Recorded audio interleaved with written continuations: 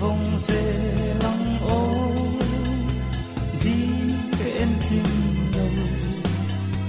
thái coi tia thu đi lan đun chung dê linh tiếng đu này run muốn lên về đi ngay lung lên rồng har len na ko mun lo song ton ni om si lo ton mong la ma tal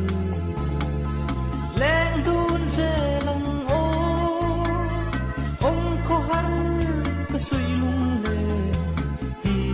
akiang ma na len na ko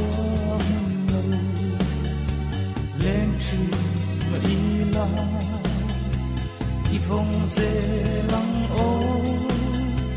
đi bên chim đầu thái coi tia thu đi lan đun chung dê linh tiếng đu này run muốn lên về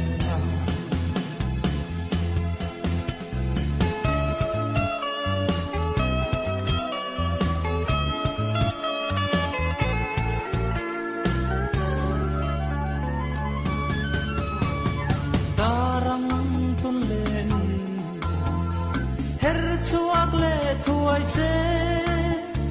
kan nuam nge nam me run hun le fe chutin sui